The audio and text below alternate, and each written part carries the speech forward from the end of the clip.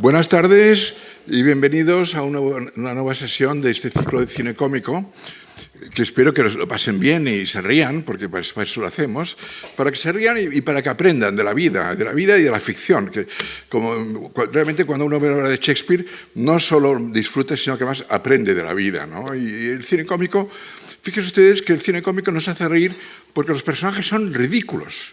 Y ridículo, la palabra ridículo viene del latín de ridere, de reír, ridere, ridículo, es el origen etimológico, ¿no?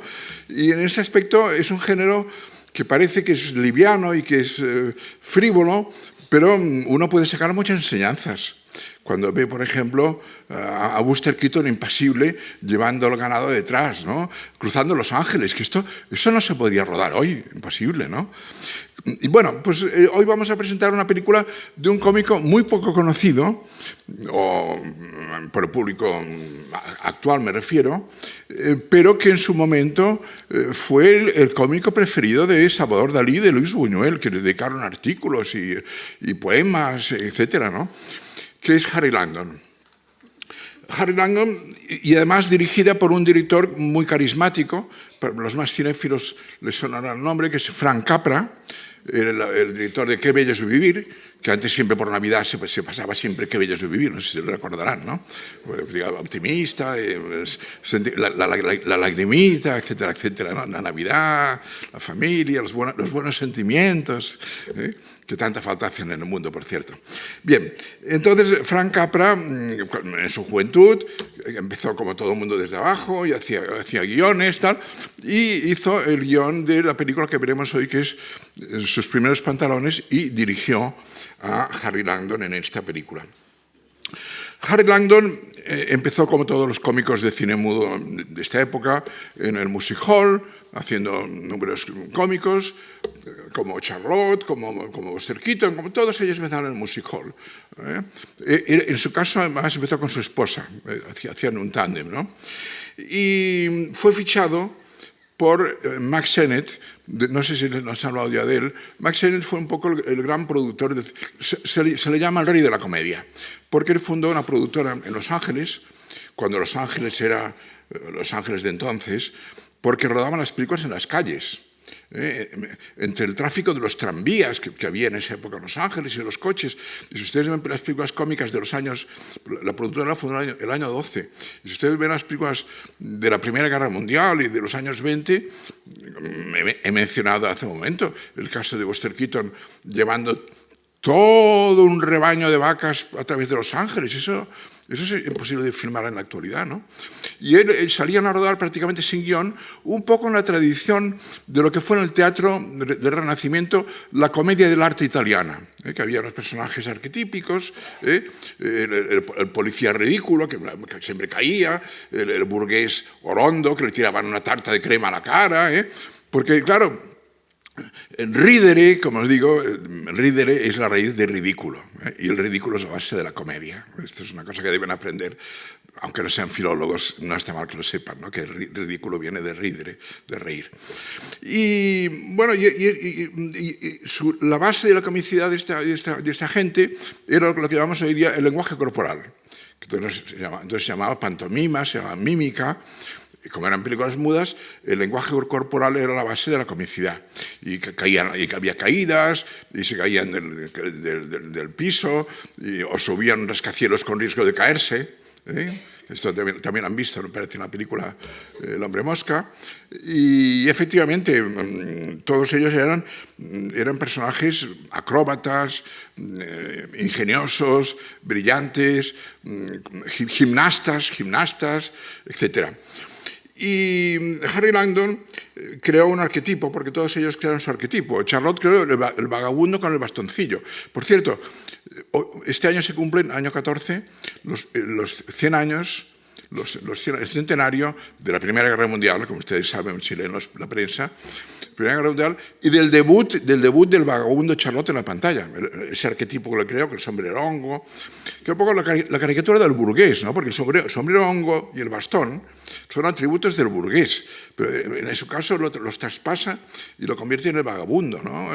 Aquellos pantalones anchos, zapatones destartalados, ¿no? Aquella forma de caminar, ¿no? Como que hace reír, hace caricatura, ¿no? Caricatura viene del italiano, de caricare, cargar los rasgos de una nariz larga, ¿no? Caricatura viene del italiano caricare, cargar los rasgos fisonómicos de una persona, de un sujeto, etc., ¿no? Y entonces él trabajó, como digo, Harry Langdon con la cultura de Mack Sennett, y a partir del año 26 creó su propia productora. Se sentía con fuerza, se sentía más conocido, creó su propia productora y contrató a Frank Capra como director para que le dirigiese, y Frank Capra le dirigió en 3 películas. En una primera que se llama Tram, Tram, Tram, que es Vagabundo, Vagabundo, Vagabundo, Vagabundo, otra El hombre cañón y finalmente Sus primeros pantalones, que es la que veremos hoy día. Que es una película que proyectaremos. Como Harry Langdon es un cómico un poco olvidado, y hoy van a descubrir un tesoro, pese a ese olvido, pasaremos la mejor copia que hemos conseguido, que no es óptima, pero vale la pena que ustedes disfruten conociendo, ¿no? Es verdad que las relaciones de Capra con Langdon acabaron mal, y en las memorias de Frank Capra él comenta este rodaje. Es el rodaje, la historia, para decirlo en pocas palabras, es la historia de un soñador romántico que tiene fantasías romántico-eróticas, ¿no? Es un adolescente. Es un pico del paso del adolescente al adulto. Y la crisis del paso del adolescente al adulto es una crisis sexual. El niño se hace hombre y, por tanto, hace falta una novia, ¿no? Y de ahí vienen sus primeros pantalones. Pantalones largos, los primeros pantalones largos. El paso del niño al adulto, el paso del adolescente al adulto, ¿no? Y claro, Harry Langdon vive en un pueblo, en un mundo rural, en un mundo primitivo, un mundo muy aislado, y solo conoce el amor por las novelas que saca de la biblioteca. Saca historias de amor y las lee con fruición y se emociona. Y la película, según cuenta Frank Capra en las memorias, acabaron mal porque Harry Langdon fracasa en su historia amorosa, y el último plano de la película iba a ser porque la copia que verán ustedes no está, lo cual quiere decir que, y él lo explica en su libro, le pidió, dice, mira, acabaremos la película, porque empieza la película sacando de la biblioteca una novela de amor para leer, porque con la novela de amor hacen ensoñaciones románticas, historias de amor, y sueña con ellas, la famosa novela rosa, ¿no? Y como fracasa, al final la película iba a acabar con un primer plano de la mano de Harry Langdon sacando de la biblioteca pública una novela de amor. Ha fracasado en el mundo real y vuelve a refugiarse en los sueños o en los ensueños, ¿no? Y le dijo a Van Langdon, oye, vamos a rodar un primer plano de tu mano. Y Langdon le dijo, ¿y para un primer plano de la mano quieres que vaya? Búscate un doble. Entonces ahí acabó la relación entre los dos. Se negó a rodar un primer plano de la mano, porque efectivamente es verdad que un primer plano de la mano podía buscar un figurante y decir, oye, sacando un libro y nadie sabrá si eso no es, ¿no? Bueno, pues por tanto, decirles claramente que van a ver algo que podríamos llamarle, y no se alarmen, una comedia sexual. La comedia sexual es la historia de un caso de inmadurez sexual, de un adolescente que vive en provincias, en un pequeño pueblo rural, aislado del mundo moderno, y Harry solo conoce el amor por las novelas que lee y tiene ensoñaciones amorosas, como las modistillas de hace 40 años, ¿no? Tiene ensoñaciones amorosas y llega un momento en que su padre le regala unos pantalones largos. Es un rito de paso simbólico del adolescente al adulto, ¿no? El pantalón largo significa que ya en antropología se llama un rito de paso, ¿no? Y además le buscan novia, y busca una chica virginal, una jovencita inocente del pueblo, para que se empareje con su hijo, ¿no? Y bueno, claro, le pilla un poco de sorpresa que le preparen los pantalones largos y la novia, ¿no? Se llama Priscila, además, que es nombre así de angelito o de angelita, ¿no? La Priscila, inocente, virginal, etcétera, ¿no? Y claro, ¿qué ocurre? Ocurre que no funciona. Que no funciona porque de pronto, por un azar que ahora no les cuento, de pronto Harry Langdon conoce a una vampiresa urbana, una mujer fatal, atractiva, seductora, maquillada, y queda absolutamente desbordado, vamos, esa mujer urbana, vampiresa, mujer fatal, con pestañas largas, tal, vamos, se desmorona sentimentalmente ante ella, y fracasa el proyecto de los padres de casarle con la joven Priscila, una joven virginal, sin experiencia, del mundo rural, etc., ¿no? Lo que ocurre es que esta vampiresa, y es una escena, es la mejor escena de la película, el intento de seducción por parte de Harry Langdon de la vampiresa, que lo hace en bicicleta, dando vueltas en bicicleta en torno a ella. Fíjense, la bicicleta es un aparato que se lleva entre las piernas. La bicicleta es un vehículo que se lleva entre las piernas. Hay un simbolismo sexual evidente, disimulado, en torno al intento de seducción de Harry Langdon con su bicicleta, envolviendo, dando vueltas en torno a esa hermosa mujer urbana, con pestañas largas y con rímel y tal. Y bueno, entonces cae perdidamente enamorado de la vampiresa, de la mujer fatal, el arquetipo de la mujer fatal famoso, ¿no? Que resulta ser, naturalmente, una persona ligada al AMPA, al mundo de la droga, al mundo de la delincuencia, a una banda de gángsters, y claro, se mete en unos líos descomunales el pobre inocente Harry Langdon, con ese enamoramiento desesperado de la vampiresa, pues se mete en unos líos.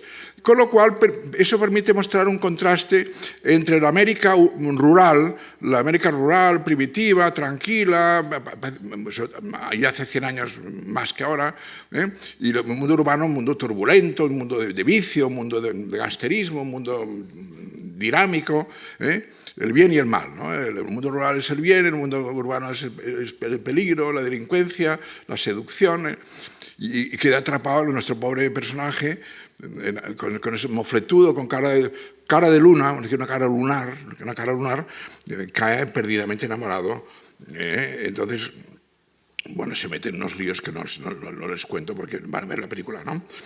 Y fracasa, después de tantos líos con la policía que le persigue, etc., acaba aceptando su destino, porque, entre otros proyectos, cuando se enamora de la vampiresa urbana, se le ocurre matar a la novia para deshacerse de ella, desembarazarse de la novia, esa Priscila, esa tonta del bote. ¿Qué voy a hacer yo en la cama con Priscila? Bueno, va por la... Y intenta matarla, incluso, ¿no? Hay una ensoñación muy curiosa. Naturalmente, la película se veía de un fracaso, de una inmadurez sexual, del fracaso del paso de la niñez a la adolescencia, o de la adolescencia al mundo adulto, una claudicación sexual. No les cuento más de la película porque la van a ver ahora. Quiero decirles que esta película se rueda en vísperas de la aparición del cine sonoro. La película es del 26, en octubre del 27 nace el cine sonoro con la película El cantor de jazz. El cine sonoro nace en buena parte, ya lo contamos en su día, por la competencia de la radio. Igual que la televisión hizo competencia al cine, y hace competencia al cine, a las salas de cine, la radio, en las noches lluviosas, o con nieve, o frías, o las finales deportivas, la gente se quedaba en casa escuchando la radio. Y entonces, esto llamó la atención a los productores. Al cine le falta el sonido, y fue la competencia de la radio un factor que estimuló la incorporación del sonido al cine, ¿no? Y a partir de ese momento, eso supuso el declive de los cómicos americanos, porque en gran parte la comicidad de esos cómicos estaba asociada a la gestualidad, al lenguaje mímico, al lenguaje corporal, lo que llamamos hoy día la expresión corporal, ¿no? Lleno de caídas, rebotes. Han visto ya varias películas para que les insiste en este tema, ¿no? Y la última aparición y luego ya cuando vino el sonoro, pues declinó como declinó Buster Keaton, como declinaron tantos otros cómicos con la llegada del sonoro, porque está basado su lenguaje en un lenguaje corporal, un lenguaje de la mímesis, de la magia, de la pantomima, y hoy día es un cómico olvidado. Seguramente el mayor descubrimiento de este ciclo que van a tener ustedes va a ser el de Harry Langdon. Jean Mitry, un historiador de cine francés, le llama un soñador despierto,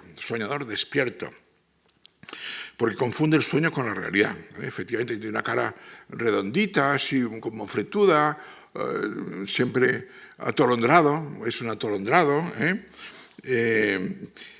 Y, como les decía hace un momento, fue el cómico preferido de Salvador Dalí y de Luis Buñuel, que habían sido muy amigos, luego ya rompieron relaciones, se pelearon, hasta el punto de que Salvador Dalí dedicó un artículo en la revista El Amigo de las Artes a cantar el surrealismo latente e implícito en la figura de Harry Langdon, ¿no?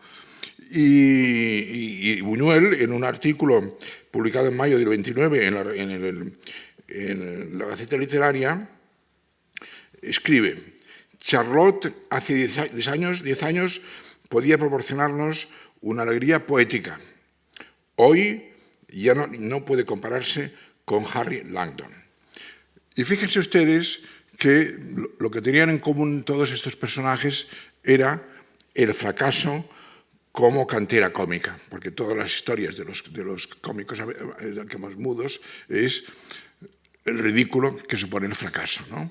Lo veremos en este caso, esta comedia sexual, que no tiene nada que ver con el cine X actual, no se asusten, no se espanten.